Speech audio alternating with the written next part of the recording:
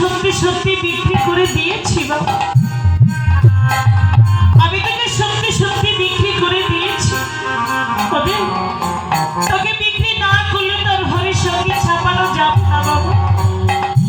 এখন যা, এখন ওই দেবলা মায়ের সঙ্গে তুই চলে যা, এখন ওই দেবলা মায়ের সঙ্গে তুই চলে যা। তখন আমার গুরু চাঁদ বলেছেন তুই চলে যা অশ্বিনী। অশ্বিনী বলেছে বেশ বেশ ঠাকুর, তুমি যখন আমায় বিক্রি করেই দিয়েছো, তুমি যখন আমায় বিক্রি করেই দিয়েছো, আমি চলে যাচ্ছি ঠাকুর। কিন্তু আমার এই জীবনে, আমার এই জীবনে আমি তো তোমার কাছে কোনোদিন কিছু চাইনি ঠাকুর। আমার এই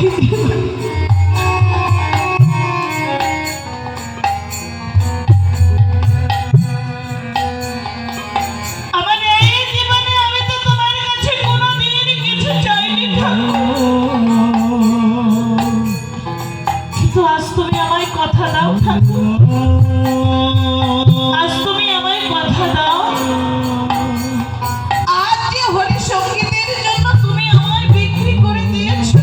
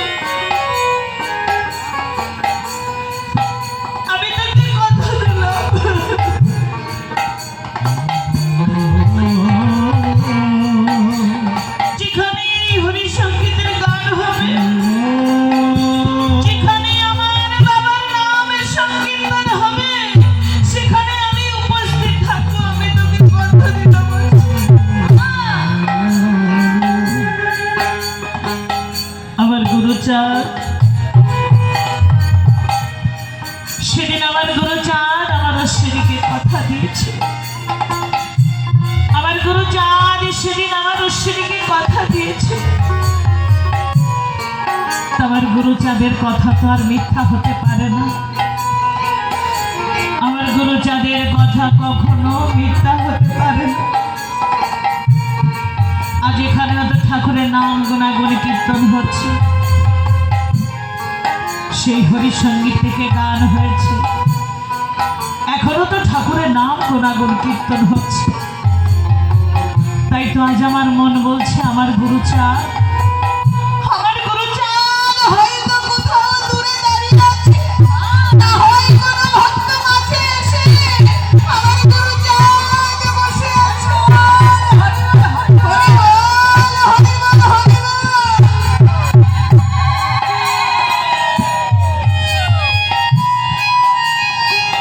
তাই তোমার গুরুচাঁদের কাছে করজোড়ে প্রার্থনা, হে ঠাকুর, তুমি যেখানেই থাকো, যত দূরেই থাকো, এই হতভাগিনীর গান তুমি শোনো ঠাকুর। তুমি যেখানেই থাকো, যত দূরেই তুমি যেখানেই থাকো, যত দূরেই থাকো, আমি তো আর তোমায় দেখতে পাবো না দয়া। এই হতভাগিনীর গানের সুর যেন তোমার চরণে পৌঁছায় দয়া, যেন তোমার চরণে পৌঁছায়।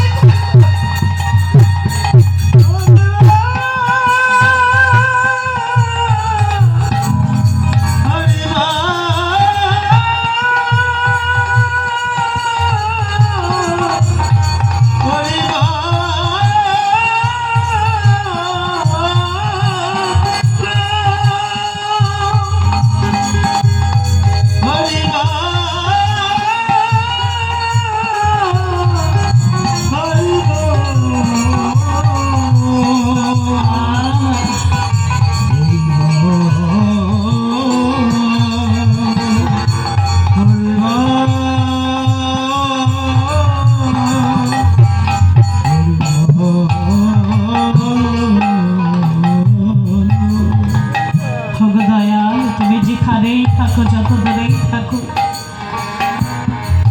এই হতভাগিনীর গান তুমি শোনো থাকো। দেবলা বলেছে, ও গোসাই তাড়াতাড়ি চলো, তা না হলে যে যেতে আমাদের অনেক রাত হয়ে যায়। তখন আমার অশ্বিনী বলেছে, হ্যাঁ মা চলো। হঠাৎ কি মনে হতেই আমার অশ্বিনী ধুলায় গড়াগড়ি দিতে দিতে বলেছে, গো ঠাকুর,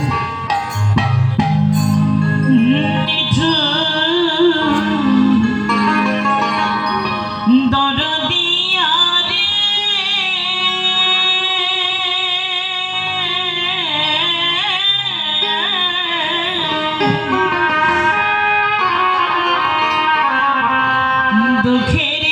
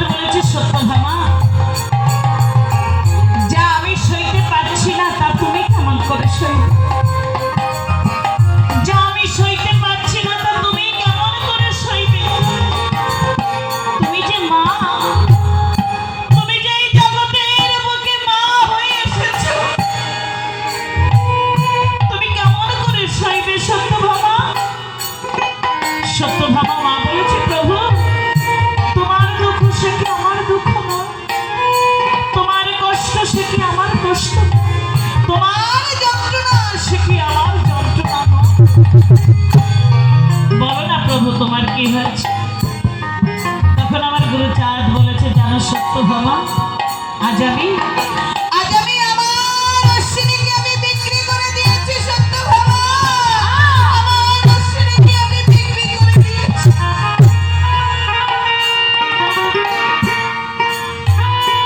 এই কথা শোনা মাত্র সত্যভামা মা দু চোখের জল ছেড়ে দিয়ে বলেছে, প্রভু তুমি একে নিষ্ঠুর হয়েছো, প্রভু তুমি একে নিষ্ঠুর হয়েছো। আমার অশ্বিনী দিনহীনা কাঙাল বলে তুমি আমার অশ্বিনীকে বিক্রি করে দিয়েছো প্রভু। ও প্রভু, তুমি কি জানো না প্রভু, সবচাইতে দুর্বল রুগ্ন সন্তানটির প্রতি মায়ের স্নেহ মমতা কত বেশি থাকে, তুমি কি জানো না প্রভু? সবচাইতে দুর্বল রুগ্ন সন্তানটির প্রতি মায়ের স্নেহ মমতা কত বেশি থাকে, তুমি কি জানো? ও প্রভু, আমার অশ্বিনী পান্তা ভাত খেতে কত ভালোবাসে, তাই তো আমি যখন রাত্রে রান্না করতে যাই তখন আমার অশ্বিনীর ওই মলিন মুখখানা আমার চোখের সামনে ভেসে ওঠে। আমি তখন কি করি জানো প্রভু? আমি তখন 2 মুষ্ট চাল বেশি নেই, কেননা সকালে যদি আমার অশ্বিনী আসে, আমি আমার অশ্বিনীকে পান্তা ভাত খেতে হরদল হরিবল।